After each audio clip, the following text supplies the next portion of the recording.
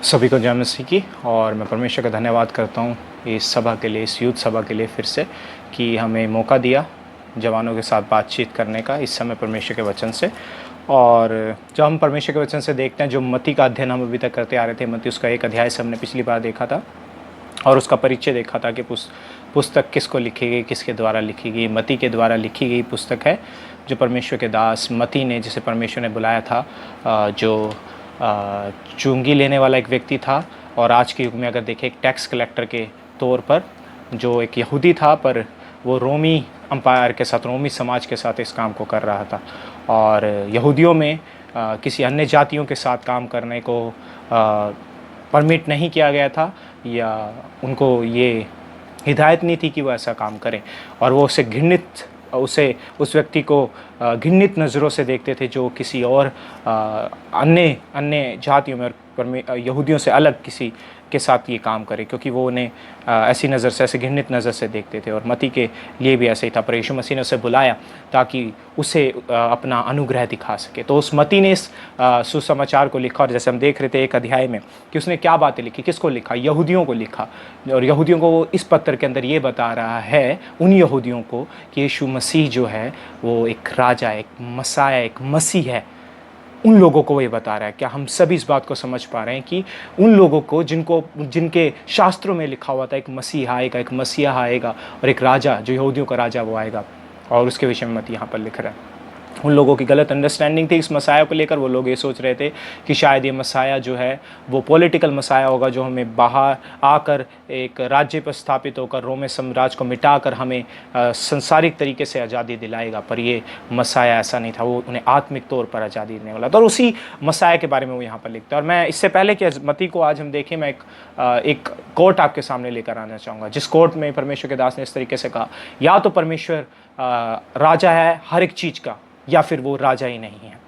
या तो परमेश्वर यीशु मसीह राजा है सभी चीज़ों के ऊपर, या फिर वो राजा ही नहीं है। आज हम परमेश्वर को लिमिट नहीं कर सकते, यीशु मसीह को लिमिट नहीं कर सकते कि वो राजा है सिर्फ इसलिए ताकि वो हमें आज़ादी दे सके, हमारे दुखों से हमें निकाल सके, हमारी परेशानियों से हमें निकाल सके। पर उससे बढ़कर वो राजा हमारे लिए ये है कि वो हमारी आत्मिकता में भी, हमारे आत्मिक तरीके से भी हमें बचाने में सक्षम है। हम उसे लिमिट ना करें। ये जो कोट है ये बताता है कि मसीह यदि राजा ना, तो हमारी पूरी ज़िंदगी का राजा है, नहीं तो हम उसे राजा मान ही नहीं रहे। यदि हम उसे सिर्फ चंगा करने वाला लेकर अपनी ज़िंदगी में रख रहे हैं, या हमारी परेशानियों से बाहर निकालने वाला रख रहे हैं, या उसे संसारिक तौर पर एक राजा हमें समझ रहे हैं, जो हमारी उलझनों से हमें बाहर निकाले, जो हमें सब कुछ दे, जो हमें चाहिए, हम उसे एज अ टूल यूज़ कर रहे हैं कि जो आपको सब कुछ दे। नहीं, वो ज़िंदगी, वो सारी चीज़ों के ऊपर विराजमान है, वो यहाँ पर दिखाता है। मत्ती उसके एक अध्याय में जो हम देख रहे थे, थोड़ा सा मैं आपको बताऊँगा, जिन लोगों ने इस चीज़ को नहीं सीखा, वो लोग जब इस वीडियो को देखेंगे तो समझ पाएंगे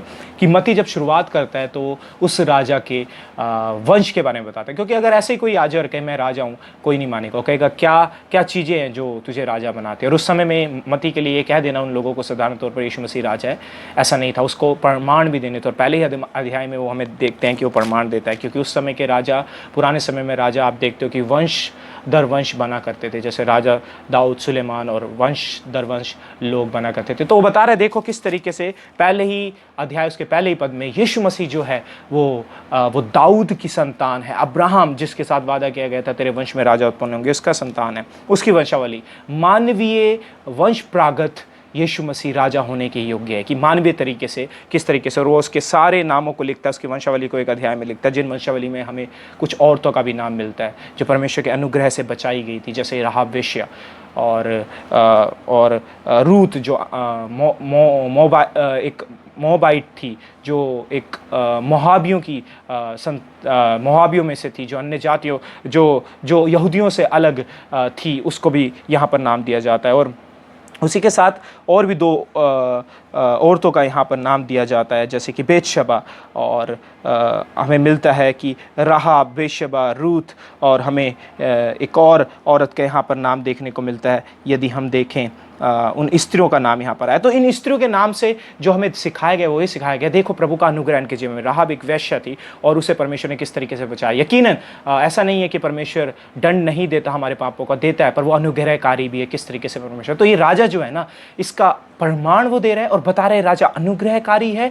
जो राजा यीशु मसीह है, जो यहूदियों का राजा बनकर आया था, ये राजा अनुग्रहकारी है। और अनुग्रहकारी होने के साथ साथ वो ये बोलता है कि ये राजा सिर्फ मानवीय तरीके से ही योग्य नहीं, परंतु इस मसाया के बारे में जो पुराने नियम में पाया गया, ये मसाया परमेश्वर की ओर से होना भी इसका यहाँ पर दिखाया जा रहा है। मत्ती उसका 1 अध्याय 18 से 25 तक हम उसका देखते हैं कि वो राजा जो है वो परमेश्वर की ओर से भी था। वो पति और नर और नारी के संबंध से नहीं आया था, वो पवित्र आत्मा के द्वारा, मरियम जो गर्भवती हुई उसके द्वारा आया था। तो वो राजा जो है परमेश्वर की ओर से भी था, उसका ईश्वरीय वंश प्रागत भी वो राजा है, परमेश्वर की तरफ से होना भी उसका अनिवार्य है, जैसा उनके शास्त्रों में लिखा गया था। और उसके बाद अब जब मत्ती 2 अध्याय में आता है, उसमें बताता है वो कि यीशु जो है एक अद्भुत राजा है, जो उसके 1 अध्याय में उसने अंतिम कुछ वर्सेस में बताना शुरू कर दिया था, 22 से लेकर 25 तक। अब यहाँ भी वो ये बताता है कि यीशु मसीह जो है एक महान राजा है, एक महान राजा है। और ऐसा महान राजा, यदि यीशु मसीह जो अद्भुत राजा है, वो अद्भुत राजा होने के नाते हमारा महान आदर भी डिजर्व करता है, हमारा महान आदर के योग्य है। यीशु मसीह एक अद्भुत राजा होने के नाते हमारे महान आदर का हम पूरे तरीके से उसको, महान तरीके से उसको आदर दें, हमारे महान आदर के योग्य है, क्योंकि वो एक महान राजा, एक अद्भुत राजा है। तो हमें उसे महान आदर भी देना चाहिए, जो आदर यहाँ पर देखने को हमें मिलता है। और हम पढ़ेंगे मत्ती उसका 2 अध्याय, जिसमें से आज हम देखने की कोशिश करेंगे। मत्ती उसका 2 अध्याय, उसका 1 से 3 तक पहले मैं आपके सामने पढ़ूंगा, उसके बाद मैं आपके सामने 9 से लेकर 12 पद तक पढ़ूंगा। कृपया ध्यान दीजिए जब मैं पढ़ता हूँ। हेरोदेस राजा के दिनों में जब यहूदिया के बैतलहम में यीशु का जन्म हुआ, तो पूर्व से कई ज्योतिषी यरूशलेम में आकर पूछने लगे, यहूदियों का राजा जिसका जन्म हुआ है कहाँ है? क्योंकि हमने पूर्व में उसका तारा देखा है और उसे प्रणाम करने आए हैं। यह सुनकर हेरोदेस राजा और उसके साथ सारा यरूशलेम घबरा गया। 9 से 12 तक। वे राजा की बात सुनकर चले गए और जो तारा उन्होंने पूर्व में देखा था उनके आगे आगे चला और जहाँ बालक था उस जगह के ऊपर पहुंचकर ठहर गया। तब तारा को देखकर वे अति आनंदित हुए। उन्होंने उस घर में पहुंचकर उस बालक को उसकी माता मरियम के साथ देखा और मुंह के बल गिरकर बालक को प्रणाम किया और अपना अपना थैला खोलकर उसको सोना, लोबान और गंधरस की भेंट चढ़ाई। तब स्वप्न में ये चेतावनी पाकर कि हेरोदेस के पास फिर से न जाना, वे दूसरे मार्ग से होकर चले गए। अब जो आप यहाँ पर देख रहे हैं वो ये है कि परमेश्वर यीशु मसीह एक महान राजा है। उस महान राजा के समय पर कुछ लोग उसे वो महान आदर दे रहे हैं, पर कुछ लोग वो महान आदर सिर्फ मुंह से दे रहे हैं, पर सचमुच अपनी ज़िंदगियों में दे नहीं रहे। और आज जो हम देखने वाले हैं इस अध्ययन से, आज मैं बहुत एक्सप्लेनेशन पर नहीं जाने वाला कि ये बताऊं कि वो जो भेंट चढ़ाई गई थी उसका क्या मतलब है, वो 3 मंजूसी कहाँ से आए थे, वो कितने थे, इन सब बातों के ऊपर मैं ध्यान नहीं देने वाला। पर मैं ध्यान देने वाला हूँ इन सब बातों से इस चीज़ पर कि उस महान राजा की, जिसको मत्ती लिखता है यहूदियों को बता कर कि वो महान राजा है, किस तरीके से अन्य जाति लोग, वो ज्योतिषी उसका आदर दे रहे हैं जिस आदर के वो योग्य है, पर उसके खुद के लोग उसे आदर नहीं दे रहे। क्या आज हम अपनी ज़िंदगियों में जो मसीह के कहलाते हैं, जो मसीह के हैं, क्या आज हम अपनी ज़िंदगियों में कहीं मसीह को महान आदर दे रहे हैं या नहीं दे रहे? प्रश्न हमसे होता है। यदि वो एक महान राजा और आप उसे मानते हो कि वो महान राजा, क्या आप उसे वो महान आदर दे रहे हो जिसके वो योग्य है? या फिर आप एक हिपोक्रिट बने हुए हो, एक ऐसे व्यक्ति बने हो जो कह रहा है पर सचमुच से दिल से उस मसीह के साथ जुड़ा हुआ नहीं है, उस महान राजा के साथ जुड़ा हुआ नहीं है? क्या अपनी ज़िंदगियों पर उसको आपने अपनी ज़िंदगियों पर उसको अपने अधिकार दिया कि वो आपकी ज़िंदगियों में, हम परमेश्वर को अधिकार नहीं दे सकते, परमेश्वर के पास अधिकार है, पर क्या आपने अपनी ज़िंदगियों में उसे दिखाया है, उस आदर में उसे दिखाया है कि आप उस मसीह को अपनी ज़िंदगियों में एक राजा के तौर पर स्वीकार करते हो, जैसे मत्ती यहाँ पर दिखा रहा है? तो आज हम ज़्यादा ये सीखेंगे कि हमें प्रैक्टिकल रूप में क्या देखने को मिलता है मत्ती उसके 2 अध्याय से।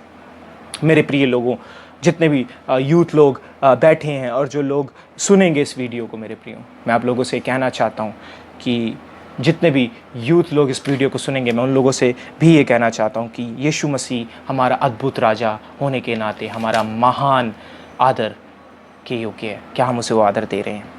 क्या हम उसे वो आदर दे रहे हैं? क्या, आइए देखिए वो महान राजा कैसे, और हमने देखा है कि वो महान राजा कैसे, जिस तरीके से भी, और यहाँ पर उसके मत्ती उसके 1 अध्याय 21 पद में कैसे वो महान राजा है। वो महान राजा इसलिए क्योंकि वो राजा इसलिए आया था ताकि वो अपने लोगों का, उनके पापों से उद्धार कर सके, जैसे 21 पद, मत्ती उसका 1 अध्याय 21 पद में लिखा हुआ है, और अनुग्रह दिखा सके, अनुग्रह से उन्हें बचा सके। वो महान राजा अपनी पवित्रताई के कारण है, जो पवित्रताई में वो जन्मा। अगर आप 1 अध्याय उसका 25 पद, मत्ती उसका 1 अध्याय 25 पद पढ़ते हो तो जब तक यीशु मसीह पैदा नहीं हुआ यूसुफ मरियम के पास नहीं गया, उस पवित्रताई को मेंटेन रखा। और यीशु मसीह पैदा भी पवित्र आत्मा के द्वारा हुआ था, जो आज तक हिस्ट्री में कोई नहीं हुआ। यीशु मसीह पवित्र आत्मा के द्वारा पैदा हुआ, वो नर और नारी के संबंध से पैदा नहीं हुआ। क्या आप समझ रहे हो कैसे महान राजा को हम आदर दे रहे हैं या नहीं दे रहे, उसकी महानता को हम देख रहे हैं। इतना ही नहीं, वो महान राजा के नाम से हमें पता लगता है कि हमारी जिंदगी में कितना बड़ा महत्व रखता है, राइट। इमैनुअल उसका नाम रखा जाएगा, जैसे कि 1 अध्याय उसके 23 में हम पढ़ते हैं, परमेश्वर हमारे साथ है, वो साथ है, वो मसीहा हमारे साथ है, वो महान राजा, वो अद्भुत राजा हमारे साथ है, हमारे पापों से हमें निकालने के लिए, उन पापों से जिसमें हम जकड़े हुए आदम के पाप से और दिन प्रतिदिन के पापों से भी। जिस तरीके से पहला यूहन्ना उसका 2 अध्याय में लिखा है, यदि मैं तुम्हें इसलिए लिखता हूँ कि यदि तुम में से कोई इसलिए लिखता हूँ कि तुम में से कोई पाप ना करे, तुम में से कोई पाप ना करे, पर अगर कोई पाप करे भी तो तुम्हारे पास एक सहायक है जो आपको पापों से निकाल देगा। तो आप लोग जब इस चीज़ को सुनते हो तो समझो यीशु मसीह वैसा राजा है, वैसा महान राजा है कि आपके साथ उसकी प्रेजेंस है। वो कहीं गद्दी पर विराजमान होकर कहीं पर बैठा हुआ आराम नहीं फरमा रहा, वो ऐसा राजा जो आप लोगों के साथ होकर आपको उन पापों से निकालने की क्षमता रखता है। उसकी महानता को आप देख रहे हैं। ऐसी महान राजा को क्यों ना मस्तक करें, क्यों ना उसके सामने झुक जाएं, क्यों ना उसको प्रणाम करें, जो इन यहूदी लोगों ने, शास्त्रियों ने, याजकों ने नहीं किया। और हम इस चीज़ से देखते हैं कि जो हमें करना है ना, हम इस महान राजा को उन ज्योतिषियों की तरह वो पूरा आदर दें जिसे वो डिजर्व करता है। ज्योतिषियों ने दिया, हेरोदेस और दूसरे जीवन से हम देखते हैं वो सिर्फ मुंह से उसको दिखा रहे हैं कि उसका आदर करते हैं, वो हिपोक्रेट हैं। क्या हम अपनी ज़िंदगी में हेरोदेस और शास्त्रियों के समान हैं, या अपने जीवनों में उन अन्य लोगों के समान, अन्य जातियों के समान है, उन ज्योतिषों के समान है जिन्होंने दूसरी जगह से आकर इस मसीह के राज्य को आदर दिया, इस राजा को आदर दिया, इस मसीहा को आदर दिया। तो ऐसा आदर हमें चाहिए, ऐसा आदर हमें मसीह का करना है जैसे वो लोग कर रहे हैं। तो अगर आप देखोगे मत्ती उसका 2 अध्याय उसके 2 पद में कि जब यीशु मसीह का जन्म हुआ 1 और 2 में, कि पूर्व से कहीं ज्योतिषी आकर, ज्योतिषी जो लोग तारों का ज्ञान रखते थे, जब हम ज्योतिषी शब्द को देखते हैं, जो लोग वैज्ञानिक तौर से हर एक बात का ज्ञान रखते थे, वो लोग आकर मसीहा को सजदा करने और कह रहे कि हम उसे प्रणाम करने आए, उसकी वर्शिप करने आए, उसको मस्तक करने आए, उसके आगे सिजदा करने आए, अपनी जिंदगियों को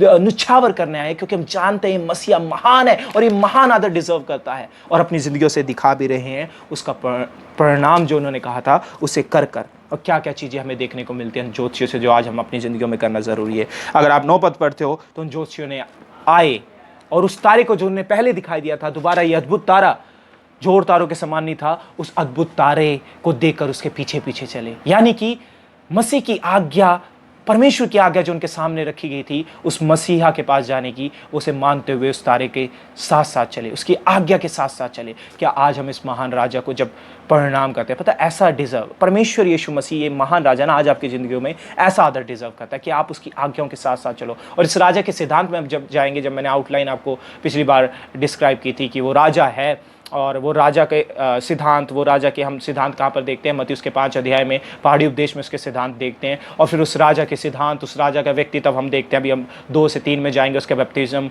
और व्यक्तित्व को देखते हैं, उसके सिद्धांतों को देखते हैं। फिर उस राजा के उस नगर के अंदर प्रवेश देखते हैं, उस यरूशलेम के नगर जिसके लिए वो आया था, और उस राजा को विद्रोह हम देखते हैं उन लोगों की तरफ से जिनके लिए वो आया था, और उस विद्रोह के बाद वो उसे मारते हैं, और उसके बाद उस राजा का पुनरुत्थान हो जाता है अपने लोगों को बचाने के लिए, जो मत्ती 1:21 में उसी चीज़ को पूरे ही किताब में वो कैसे फॉलो कर रहा है, राइट। तो हम उस चीज़ को जब देख रहे हैं, इस महान राजा को हम देख रहे हैं, सबसे पहली बात जब हम उसकी वर्शिप कर रहे हैं, जब हम उसका आदर कर रहे हैं ना, जो सबसे पहली बात है उसके सिद्धांतों में, उसकी आज्ञाओं में, जो मत्ती उसके 5 अध्याय में उसके सिद्धांत, उसके पहाड़ी उपदेश में लिखे हुए हैं, किस तरीके से तलाक को देखा जाए, किस तरीके से तुम अपनी आंखों को यूज करो, किस तरीके से उपवास को देखो, किस तरीके से तुम धार्मिकता दिखाओ। ये सारी धार्मिकता तुम्हारे दिल से उत्पन्न होनी चाहिए। तो तुम्हारा दिल चेंज हो गया ना इस मसीहा के लिए, तो तुम्हारा सब कुछ चेंज हो जाएगा मेरे प्रिय, सब कुछ तुम्हारी ज़िंदगियों में बदल जाएगा, सब कुछ तुम्हारी ज़िंदगियों में बदल जाएगा। और ये सबसे पहली बात होगी कि उसके सिद्धांतों को पीछे चलने की कोशिश करें। अगर मसीह ने इस राजा के राज्य ने आपको बदल दिया तो आप उसके सिद्धांतों पर चलेंगे। तो सबसे पहली बात जो वर्शिप हम देखते हैं ज्योतिषियों के द्वारा, उन्होंने 9 पद में, मत्ती उसका 2 अध्याय 9 पद में उस तारे को फिर से देखा और उस तारे के पीछे पीछे चले, जो हमें उसके सिद्धांतों के पीछे चलना सिखाता है। दूसरी बात जो हम देखते हैं, उस तारे को देखकर अति आनंदित हुए, जो उन्हें मसीह की तरफ लेकर जा रहा था, उसे देखकर वो अति आनंदित हुए। मेरे प्रियो, जो चीज़ उन्हें मसीह की तरफ लेकर जा रही थी, उस चीज़ को देखकर वो अति आनंदित हुए। क्या आज मसीह के सिद्धांतों में हम आनंदित होते हैं? क्या मसीह के सिद्धांतों में आज इन जोशुआ की तरह हम आनंदित होते हैं? क्या उसकी आज्ञाओं में आज हम आनंदित होते हैं? जो चीज़ हमें मसीह की तरफ लेकर जा रही है, मसीह में बढ़ा रही है, क्या उन चीज़ों में हम आनंदित होते हैं, या उन चीज़ों में आनंदित होते हैं जो मसीह से हमें दूर लेकर जा रही है? हमारी अनैतिकता, हमारा परमेश्वर से दूर होना, वो उन अनैतिकता में पड़ जाना, अपनी शारीरिक वासनाओं को पूरा करना, जिस तरीके से हम फ़ोन में मसीह के आदर को कम करते हैं, जब फ़ोन में ऐसी चीज़ों में पड़ जाते हैं, पोर्नोग्राफी और ये जितनी भी बातें जो मसीह को आदर नहीं देती। आपको पता है, ऐसी अनैतिकता में पढ़कर हमने फर्स्ट स्टेप्स भी नहीं लिया कि अगर हम इस पवित्रता में नहीं बने हुए, इस शारीरिक पवित्रता में नहीं बने हुए। जब प्रेरितों के काम 15 अध्याय में अपोस्टल्स ने बैठकर निर्णय लिया, तो उन्होंने 3 बातों को सामने रखा था जो अन्य जातियों के लिए बेस हो जब वो मसीह को अपनाते हैं। यह है कि हम मसीह के द्वारा बचाए जाते हैं सिर्फ मसीह के अनुग्रह से, पर उस अनुग्रह में जब चल रहे हैं तो 3 बातें उनमें होनी चाहिए बजाय कि खतना के ऊपर। उन्होंने कहा वो खून ना पिए किसी जानवर का, और वो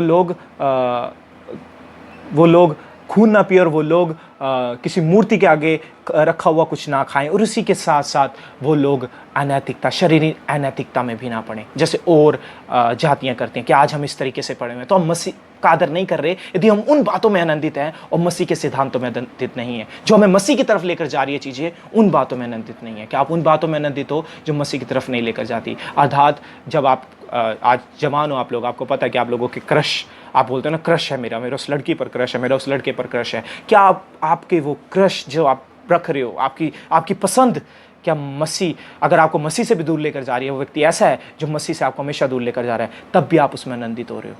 या उस साथी के साथ आनंदित हो जो आपको मसीह के नज़दीक, और वो उस चीज़ से आनंदित थे कि तारा हमें उस राजा के पास लेकर जा रहा है जिसका जन्म हुआ है।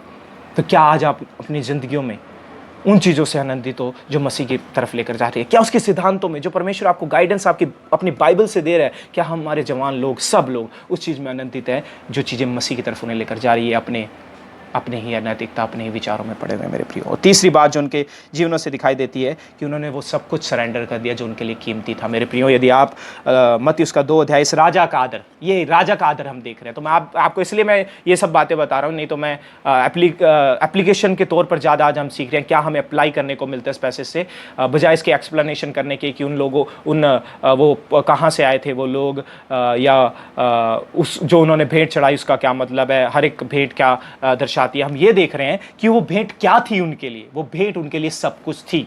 उनके मूल्यवान चीजें उन्होंने परमेश्वर यीशु मसीह के चरणों में चढ़ा दी। राइट, सोना मूल्यवान जो बहुत कीमती था उन लोगों के लिए, उन्होंने मसीह को चढ़ा दिया। अपनी जिंदगियों में आपके लिए आपका समय कीमती होगा।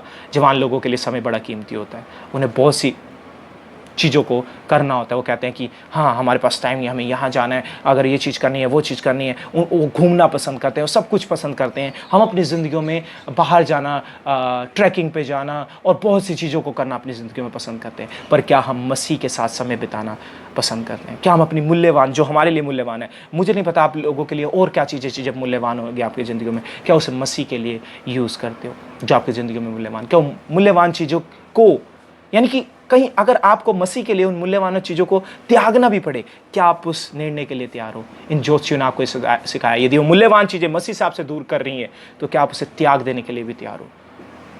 पर यहाँ पर तो उन्होंने एक श्रद्धा के तौर पर, एक उनके दिल ने जो उन्हें बताया, मसीह को देखकर जो उनका आनंद आया, उस आनंद में उन्होंने उस चीज़ को चढ़ा दिया जो उनके लिए मूल्यवान था। क्या आज हम अपने मूल्यवान चीज़ों को मसीह की तरफ लेकर आ, अपने समय को क्या हम मसीह की तरफ लेकर आ रहे हैं? क्या मसीह के बारे में जानने के लिए बाइबल में हम अपने समय को लगा रहे हैं? कितना समय हम उसे जानने में लगाते हैं मेरे प्रियो?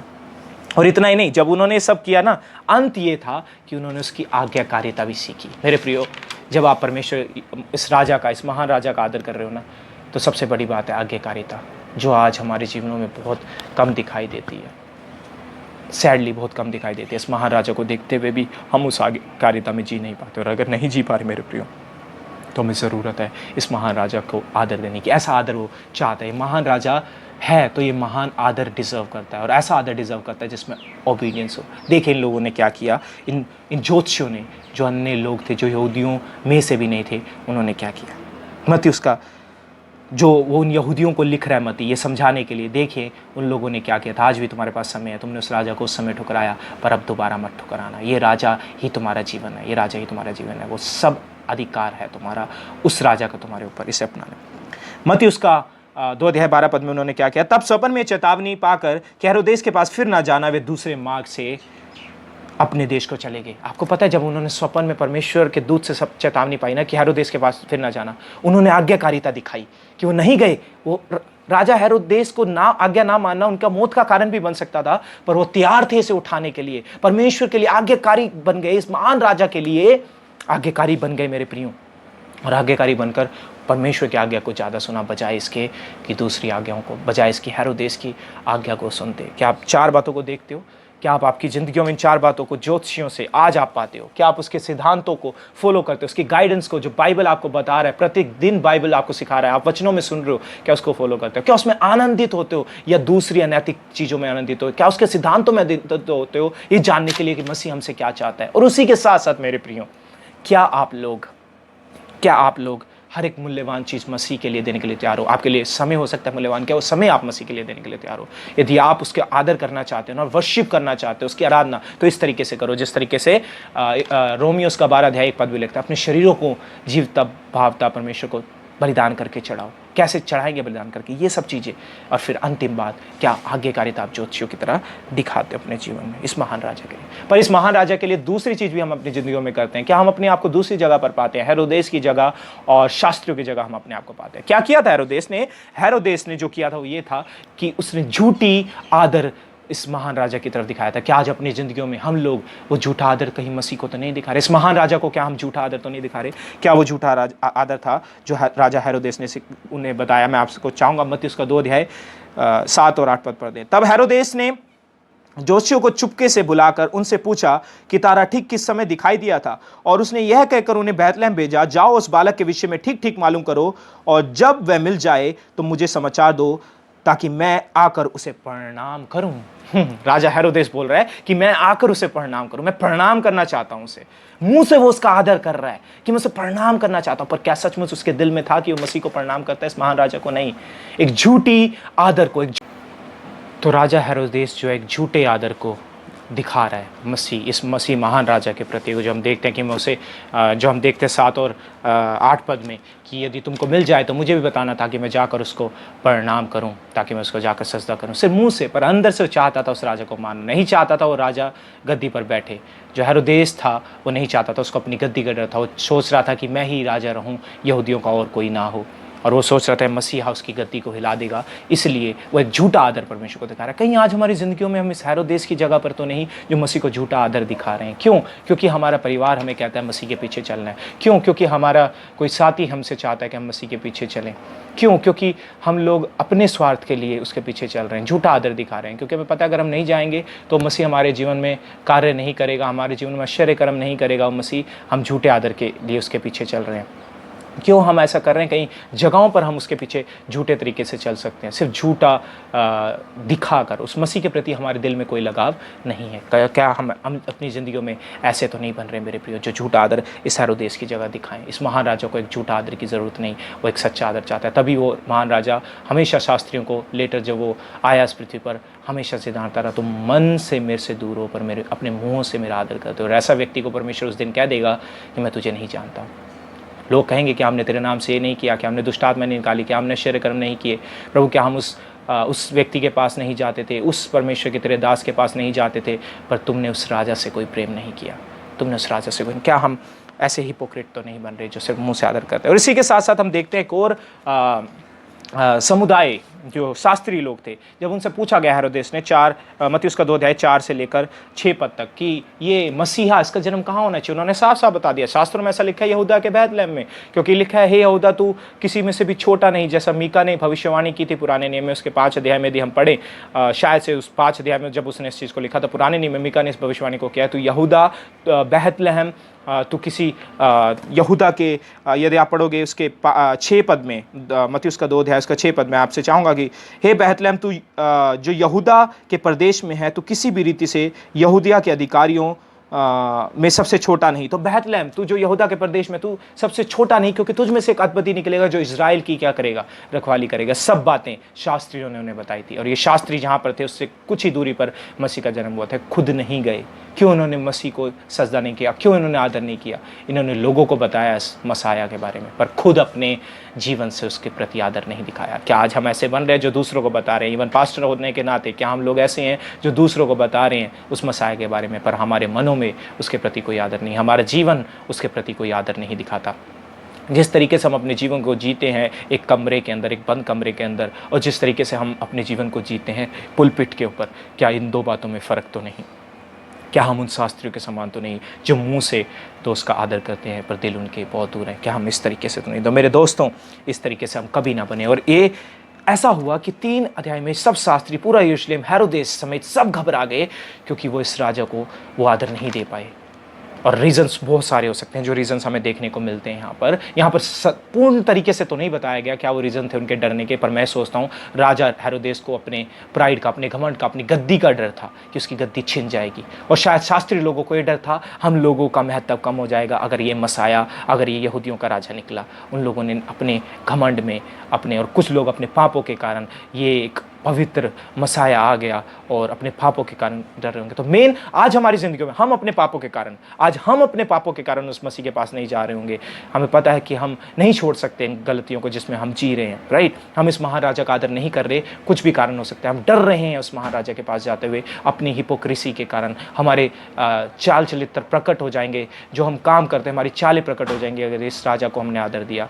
तो क्या हम इस हेरोदेस की तरह शास्त्रियों के समान तो नहीं जो घबरा रहे हैं इस मसीह के पास जाने से? मेरे प्रियो, अंत में एक ही बात कहना चाहूँगा, यदि आपने इस राजा को अपनी ज़िंदगी में नहीं बनाया और एक झूठा आदर आप हेरोदेस और शास्त्रियों की तरह दे रहे हो, और वो आदर नहीं दे रहे जो ज्योतिषियों के जीवन से देखते हैं। एक झटका था ये यहूदियों के लिए जिन्हें ये पत्र लिखा गया कि एक अन्य जाति लोग आकर वो आदर दे रहे हैं जो यहूदियों को उसे देना चाहिए था, पर तुमने नहीं दिया। पर आज उस समय उस राजा को, उस महान राजा को वो आदर दो जो डिज़र्व करता है, जो उस समय तुमने नहीं दिया परंतु कुछ और जातियों ने दिया। इसलिए मसीह ने अपने प्लान को पूरा किया दूसरी जातियों के साथ कि तुम लोगों ने मसाया को रिजेक्ट किया। और आगे हम मत्ती की किताब में देखेंगे कैसे यहूदियों ने उस महान राजा को अनादर किया, उसका आदर नहीं किया, उसे रिजेक्ट किया, उसका तिरस्कार किया।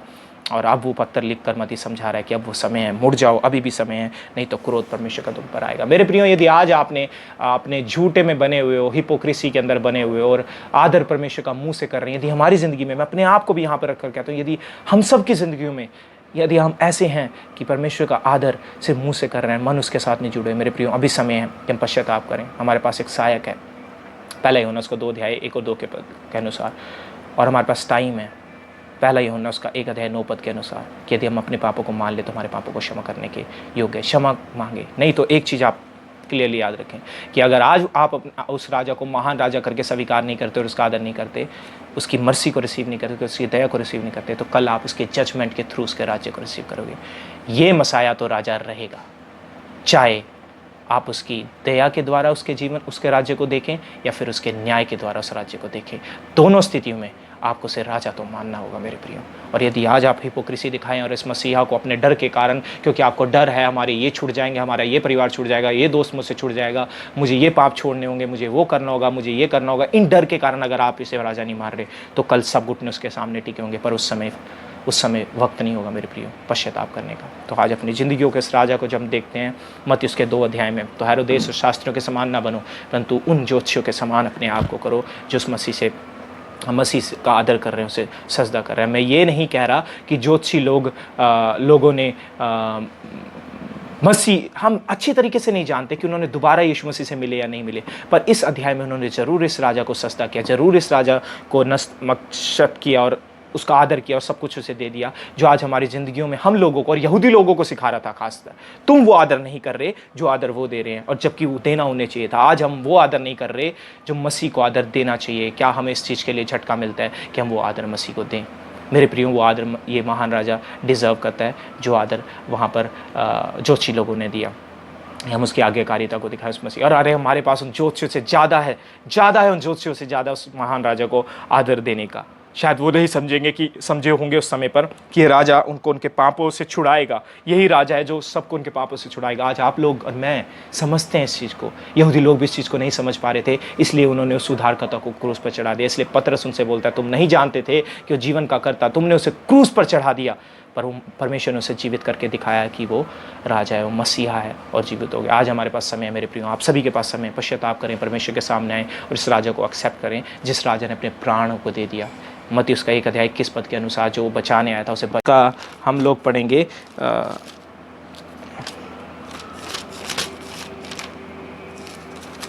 दूसरे कुरिन्थियों का 5 अध्याय उसका 21 पद, जो पाप से अज्ञात था उसी को परमेश्वर ने पाप ठहराया ताकि हम उसमें होकर परमेश्वर की धार्मिकता बन सके। तो मसीह ने ये किया, उसमें होकर हम उसकी धार्मिकता करें। और मसीह ने क्या किया? मसीह ने अपनी जान को हमारे लिए दे दिया।